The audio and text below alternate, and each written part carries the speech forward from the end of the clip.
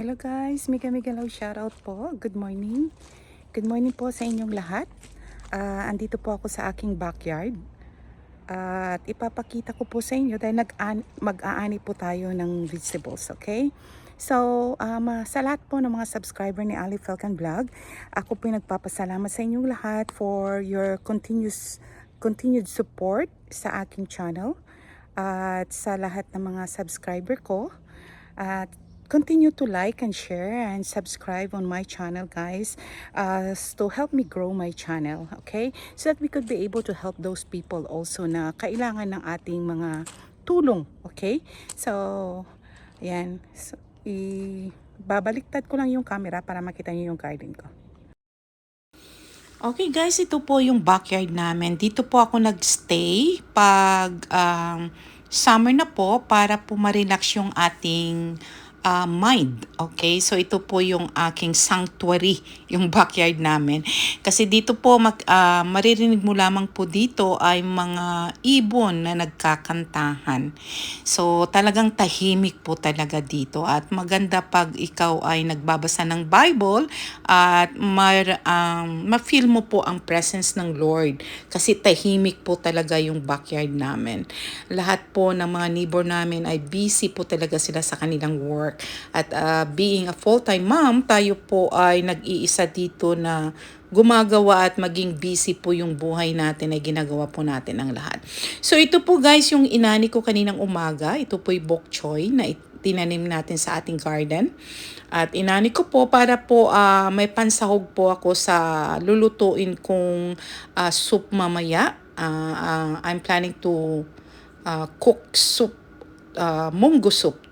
At ito naman po yung garden ko. Ito po yung inani natin kanina dito. So makikita nyo guys na very skinny ang aking pananim dahil ako po ay nagtanim ng seed at dikit-dikit po ang aking pagtatanim kaya naging skinny po ang aking spring onion. Kaya makikita nyo po, kaya ako po ay nagkaroon ng lesson dito na kailangan pa nagtanim po ako ay huwag kong dikit-dikitin para po maging mataba at malaki yung ating spring onion. Ayan, ito po yung parsley ko ay napakarami na po at ang iba ko pong pananim na talong dito I think mamamatay po kasi po ay inilipat ko po sila ng maaga from inside the house kasi dito po sa Canada kailangan magtanim ka na indoor before po mag-change ang weather. Okay? So, dahil wala akong space sa loob ng bahay, inilipat ko sila ng maaga kaya I don't think na mabubuhay po yung ibang seeds. But anyway po, ay makikita po ninyo yung ibang seeds ay parang hindi po lumalago. Pero ito po yung beans ko ay green beans po ito na itinanim natin. At meron tayong asparagus also na inani na rin natin. Antayin na lang po natin kung ano pa yung maaani nating iba. Okay, ito po ay sinabi ko na po sa inyo before na meron akong video yung ginawa na ito po ang mga itinanim ko sa backyard ay mga perennials plant po yan. Nabubuhay po yan sila uli after ng winter.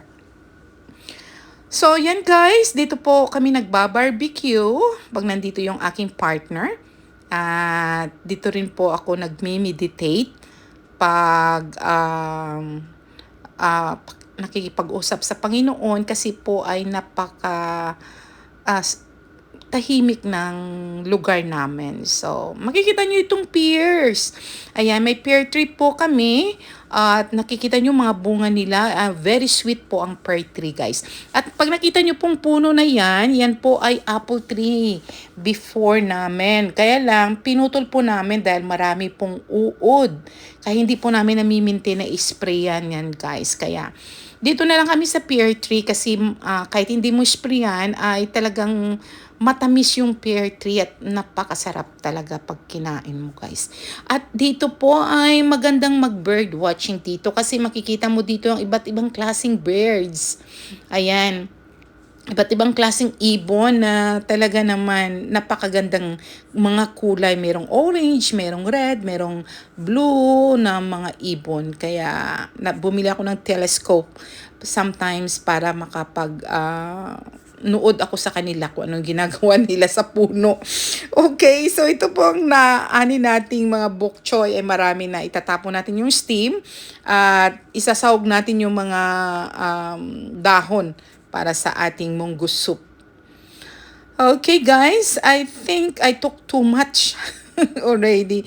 So nakikita niyo mga perennial plants ko, ang ganda na. Yan, nabubuhay na yan sila ah, pag summer na. Okay? So, ayan, dito tayo ulit. Masayang-masaya ako pag nakikita ko yung aking mga itinanim na seeds ay naaani ko na. Yan, napakaganda. Pag wala akong magawa pag summer, ito po ang libangan ko na mag-garden, magtanim ng vegetables. At napakasarap po talaga pag fresh from your garden, yung mga vegetables na nagagamit natin pag tayo nagluluto. Meron tayong spring onion, may parsley, okay, meron tayong bok choy, meron tayong talong, may tomato, may okra, may beans. Kaya napakasaya ko talaga. So ito lang po ang libangan ko pag summer guys. Ayan, marami na po talaga. At ang sarap ng asparagus ko guys kasi galing talaga sa garden at fresh. Itong ibang seeds hindi po nabuhay dahil gaya ng sabi ko, nailipat po natin sila ng maaga na malamig pa ang panahon. Okay, so ngayon po ay June na. Still cool a little bit. Pero alam kong mag-change na ang weather this time. Kasi summer nila dito ay June, July, and August. So pagdating ng September, October, and November, yan po ay autumn na. And then December, January, February, yan po ang winter dito sa Canada. Then after winter, spring. Ang spring po, nagsistart po yan sila ng minsan ay March, April, and May. Okay. Pero malamig pa rin po during March, ng March kasi po ay meron pang snow at minsan umuulan, talagang malamig pa. Alright, until nga now, June na, medyo malamig pa rin ang weather. Hi guys, Mika Migalaw shoutout. Andito po ako ngayon sa aking mini garden. Ayan. At maganda po dito guys, tahimik. Maririnig mo lamang po dito ay mga ibon na nagkakantahan. Okay? So ako po ay kumuha ng vegetables. Ayan. Sa aking garden kasi magluluto po ako ng munggo soup for me and for my son. Ayan, kasi dalawa lang po kami dito. At iyon po ang aking garden. Ayan. So, marami po akong itinanim, kaso lang, yung iba namatay. Kasi wala po akong space sa loob ng bahay. Dito kasi sa Canada guys, pag nagtanim ka ng mga vegetables tulad ng eggplant, at okra or something,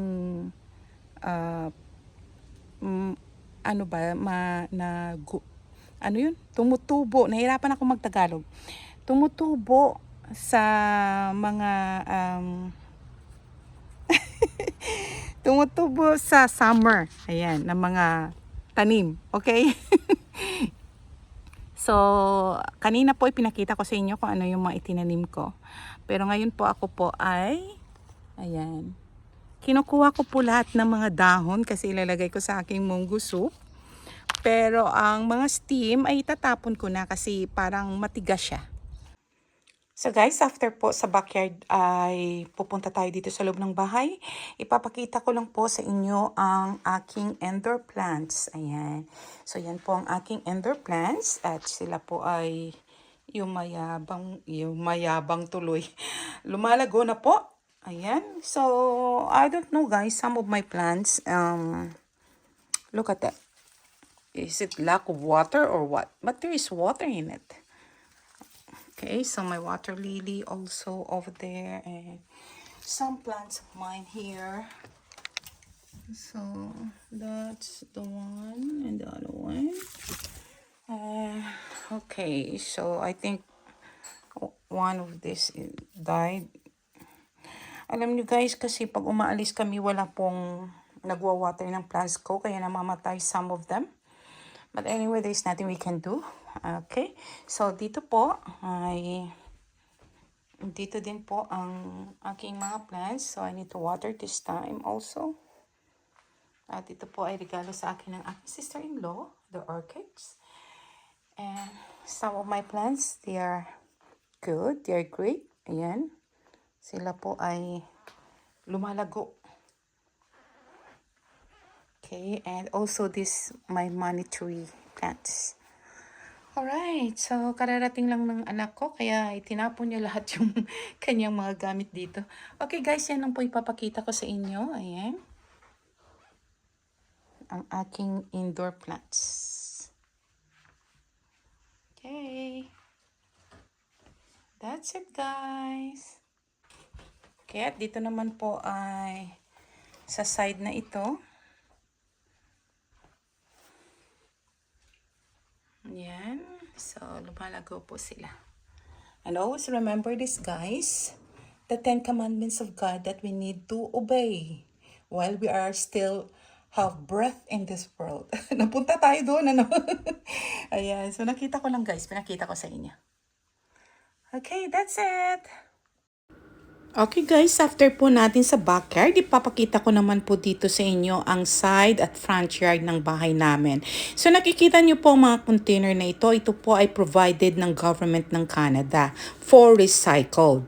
Ang black bin po ay para po yan sa garbage. At yung green bin ay for food scrap at ang blue bin naman po ay para sa mga plastic, paper at sa bottles po na i-recycle. At ito pong sa side na ito na car ay yan po ang personal car ng aking husband. At ito naman po sa harapan natin yung blue car ay yan po ang aking ginagamit para po to drop and pick up my son from school. Kaninang umaga po tayo po ay naglinis dito. Nag-mow po tayo ng lawn. Ibig sabihin po, naggapas po tayo ng damuhan dito at nakikita nyo po na malinis na yung front yard natin. At saka itong side po na mini garden ko dito sa harapan ay nakita ko po na yung iba kong itinanim na rose ay namatay po. Kaya po, ginupit ko po yung mga patay na branches ng rose. At I think I need to buy some kind of plant na itanim dito sa harapan. Kasi siguro dahil sa lamig ay namatay po sila. Dito po pag winter po talaga ay masyadong malamig. Naglinis din po tayo dito sa side natin. Ayan, makikita natin malinis na po yan.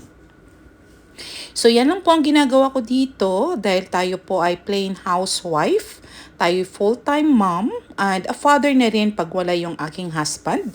Kaya po mini-maintain natin yung cleanliness sa bahay natin para malaya pong makapasok ang blessing sa bahay natin, sa buhay natin. Pag malinis po ang harapan, ang bakuran, at sa loob ng bahay ay malaya pong makapasok ang blessing sa buhay natin. Pag wala pong mga madumi na bagay, okay? So makikita nyo rin po ang aming mailbox dito, ayan ang black box, and then yung aming meter po na nagagamit. At dito na rin po tayo magtatapos. Maraming salamat po sa inyo and God bless you all.